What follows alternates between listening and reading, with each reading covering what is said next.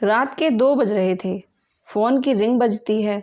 26 साल का आनंद नींद से जाग बड़ा खुश होकर फ़ोन को रिसीव करता है। खुश इसलिए होता है क्योंकि उसकी नई-नई गर्लफ्रेंड बिना टाइम देखे कभी भी उसको फ़ोन कर देती है। फ़ोन की दूसरी तरफ से आवाज़ आती है, "जन्मदिन मुबारक हो बेटा। आज मेरा बेटा पूरे 26 साल का हो गया है। मैं बहुत खुश हूँ।" माँ की आवाज़ सुनते ही आनंद के चेहरे के एक्सप्रेशन बदल जाते हैं।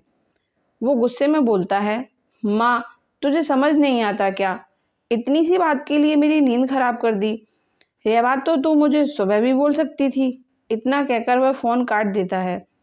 थोड़ी देर बाद फिर से फ़ोन की रिंग बजती है। आनंद फिर से फ़ोन उठाता है और इस बार फ़ोन पर पापा होते हैं। आनंद इस बार आराम से बात करता है, "थैंक यू पापा, आपने मुझे बर्थडे विश करने के लिए फ़ोन किया, वो भी इतनी रात को?" पापा कहते हैं, "नहीं बेटा, मैंने तुम्हें मुबारकबाद देने के लिए नहीं, बल्कि ये बताने के लिए फ़ोन किया है कि तुम्हारी माँ बिल्कुल पागल है। वो इतनी पागल है कि पिछले 1 महीने से मुझे हर दिन तेरा बर्थडे याद दिलाती आ रही है। वो इतनी पागल है कि तू हमसे सैकड़ों किलोमीटर दूर है, फिर भी उसने यहाँ पर खुद अपने हाथों से तेरे लिए केक बनाया है।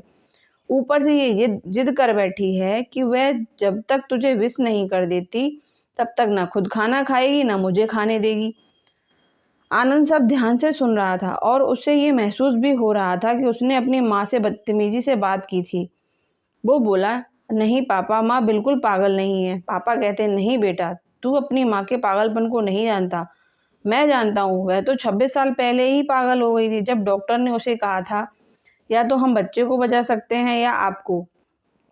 उसने बिना 1 सेकंड भी सोचे बच्चे को बचाने का फैसला ले लिया और मुझे भी कसम देकर उस फॉर्म पर साइन करने के लिए मना लिया था, जिस पर लिखा था उसकी ज़िंदगी इस ऑपरेशन से खतरे में, और अगर उसे कुछ होता है तो उसके ज़िम्मेदार डॉक्टर नहीं होंगे। अब तू ही बता, बिना तुझे देखे जो औरत तेरे लिए मरने के लिए तैयार हो जाए, उसे हम पागल नहीं कहेंगे तो क्या कहेंगे?" इतना कहकर पापा ने भी फ़ोन रख दिया। आनंद ने भी अब यह महसूस किया कि वह जो कर रहा था वो भूल नहीं, गुनाह था। हाँ, एक बार किसी इंसान को दुःख दो तो कोई बात नहीं, लेकिन भगवान को दुःख देना तो गुनाह ही होता है, और माँ भगवान से कम नहीं होती। पश्चाताप के आंसू उसकी आंखों से बह निकले। सवेरा होते ही आनंद अपने घर की ओर रवाना हो गया, अपने माँ-बाप से माफ़ी मांगने के लिए। घर पहुँचते ही उसने पहले अपनी माँ से माफ़ी मांगी, जिसने उसे गले से लगा लिया। फिर वह अपने पापा से माफ़ी मांगने लगा। पापा ने कहा, "कोई बात नहीं बेटा, जा तू वापस चला जा। तेरी माँ हमेशा कहती थी कि तू उसे बुढ़ापे में सँभालेगा, लेकिन मैं उसे समझा दूँगा। जैसे आज तक मैं उसे सँभालते आया हूँ, वैसे ही आगे भी मैं उसका ख़्याल रखूँगा। उसे भी ये समझ लेना चाहिए, जो बेटा उसके एक फ़ोन करने से परेशान हो जाए, वह उसे उम्र भर क्या सँभालेगा?" बाप की ऐसी कड़वी बातें सुन आनंद की आँखों से आँसू बहने लगे। वो सर झुकाए अपने बाप के सामने चुपचाप खड़ा रहा।